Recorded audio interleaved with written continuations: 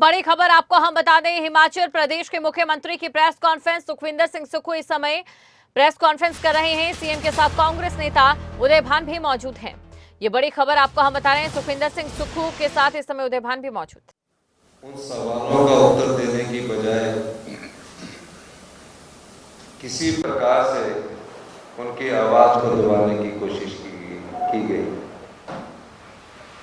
मैं इसी संदर्भ में आज आपके साथ पत्रकार वार्ता करने आया हूं। लोकतंत्र तब जिंदा रहता है जब विपक्ष जिंदा रहता है। अगर विपक्ष को जिंदा नहीं रखोगे तो लोकतंत्र जिंदा नहीं रहेगा।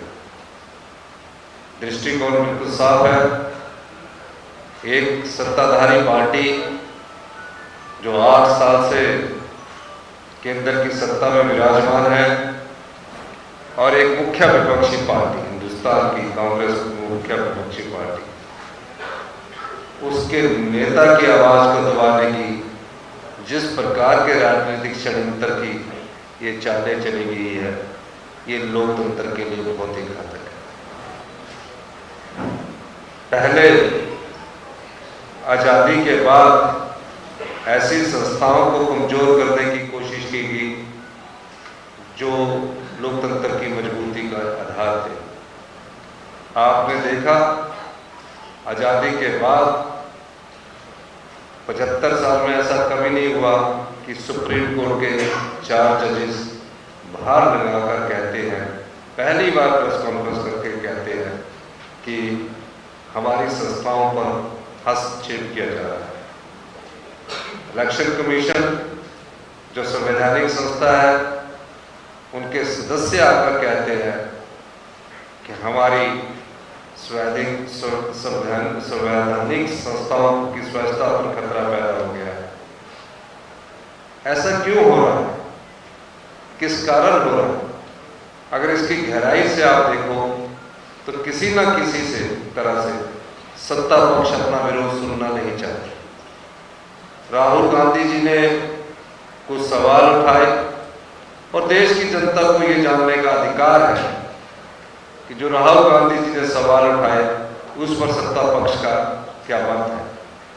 और संसद के चुने हुए सदस्य है और एक एमपी को यह अपनी बात रखने का अधिकार है। उन्होंने पूछा कि अदानी को जो शेल कंपनियों के द्वारा 20,000 करोड़ रुपया प्राप्त हुए, वो कहां से प्राप्त हुआ? उसका कोई जवाब नहीं मिला। अदानी जी के साथ क्या आपका रिश्ता है? उसका कोई जवाब नहीं मिला। क्या वो कितनी बार अदानी जी के साथ देश घूमने गए या देश में घूमने गए? उसका कोई जवाब नहीं मिला। ठीक है, आपने नहीं जवाब देना, कोई बात नहीं। आप अपनी बात को नहीं रखना चाहते, कोई बात नहीं। लेकिन कोई भी सत्ता पक्ष वाला जो अहंकार में होता है, वो अपनी बुराई सुनना नहीं चाहता। इसीलिए मैंने पहले शब्दों में कहा कि विपक्ष को जब भी दबाने और कुचलने की कोशिश की, लोकतंत्र कमजोर हो। आज राहुल गांधी जी लोकतंत्र की आवाज है। राहुल गांधी जी ने एक यात्रा शुरू की, कन्याकुमारी से लेकर कश्मीर की। नाम क्या था? भारत जोड़ो। भारत कोई टूट नहीं रहा। उनका मकसद ये था कि जो 75 साल में इस लोकतंत्र ने जितनी संस्थाएं लोकतंत्र की मजबूती के लिए बनाई गई थी, उनको बांटने का काम पिछले 8 साल से किया जा रहा था। लोगों का हजूम उड़ा और उस हजूम में उन्होंने भारतीय जनता पार्टी की जो सरकार, उन्होंने पाया कि आने वाले 2024 के लिए मुख्य विपक्षी पार्टी जो कि कांग्रेस है, सबसे बड़ी चुनौती बनकर हो रही है। जब चुनाव होते हैं, सत्ता पक्ष का एक हथियार होता है और अब तो सत्ता पक्ष के पास कई हथियार है। ईडी हथियार है, इनकम टैक्स हथियार है। ये चुनावों से वक्त से पहले अगर किसी ने सबसे ज्यादा इसका इस्तेमाल किया है राजनीतिक हथियार के रूप में, तो वो भारतीय जनता पार्टी है।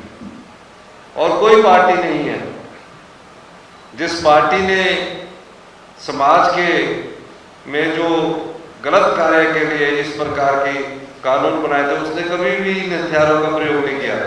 लेकिन पहली बार ऐसा देखा जा रहा है कि राजनेताओं के खिलाफ, चाहे वो विपक्षी दल के नेता हो, चाहे रीजनल पार्टी के नेता हो, चाहे सत्ता पक्ष के नेता हो, जो भी सरकार के खिलाफ आवाज उठाएगा, चाहे आप पत्रकार बंधु हो, अगर आप भी आवाज उठाएंगे, आपके मन में और दिमाग में भय रहता है कहीं मेरी नौकरी न चली जाए।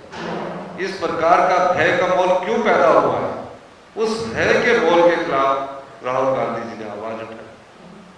चलिए ये बात भी ठीक है। कर्नाटका में कानूनी पहलू को भी देखना चाहिए। ये कैसी अराजकता है? कर्नाटका के कोलार में वो जनसभा को संबोधित करते हैं। गुजरात में उनके खिलाफ सूरत में एक हमारे विधायक है पुष्पेंद्र मोदी जी, जो कि भारतीय जनता पार्टी के विधायक थे, उनके खिलाफ मानहानि का मुकदमा दायर करते हैं। फिर उसके बाद वो स्टे लेते हैं। संसद में 9 दिन बाद जब राहुल गांधी जी मोदी जी से कुछ सवाल पूछते हैं, वो स्टे वापस करने की एप्लीकेशन देते हैं। एप्लीकेशन वापस होगी और उसके बाद कोर्ट का फैसला आता है। और मामला क्या है? मामला ये है कि कहाँ भाषण दिया, कोई व्यक्तिगत टिप्पणी नहीं की गई। मानहानि का मामला तब बनता जब व्यक्तिगत टिप्पणी की गई हो। यही नहीं, उसके बाद कोर्ट ने उन्हें कन्विक्ट कर दिया और 24 घंटे के अंदर उनकी सदस्यता रद्द कर दी। और उसके बाद आजकल में कहा कि आप अपना मकान भी खाली कर लीजिए, अपने घर को खाली कर दीजिए। आप घर खाली करवा सकते हो, आप संसद में उनकी आवाज को दबा सकते हो, लेकिन जनता की अदालत में उनकी आवाज को आप रोक नहीं सकते।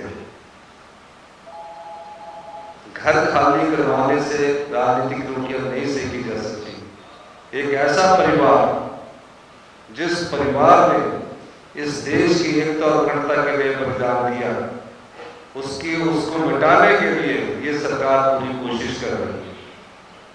लेकिन मुख्य विपक्षी पार्टी के सबसे बड़े नेता के खिलाफ इस प्रकार का मुकदमा दायर करके वो ये दर्शाना चाहते हैं कि हम अभी सर्वोपरि है, हमारी बात सुनिए, माइट इज राइट की थ्योरी चलने वाली नहीं है।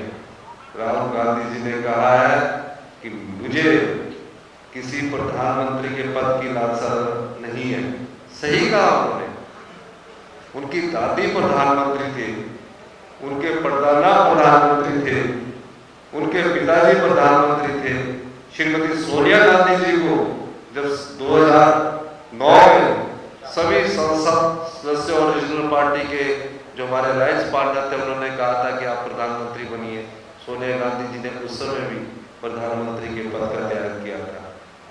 मनमोहन सिंह जी ने राहुल गांधी जी को कहा था कि आप मेरे मंत्रिमंडल में शामिल हो जाइए और कुछ समय बाद आप देश के प्रधानमंत्री बनिए। राहुल गांधी जी ने तब भी प्रधानमंत्री का पद स्वीकार किया था। ऐसा क्या बात थी कि राहुल गांधी जी एक प्रधानमंत्री के बेटे, एक प्रधानमंत्री के पोते कन्याकुमारी से कश्मीर तक पैदल चले? क्योंकि वो जानते थे इस लोकतंत्र को कमजोर करने का जितना दायित्व सत्ता पक्ष के हाथ में, विपक्ष की भूमिका में उस लोकतंत्र को मजबूत करने के लिए हमें मुख्य विपक्षी पार्टी होने के नाते हम इस प्रकार की यात्रा से देश के नागरिकों को जागरूक करें।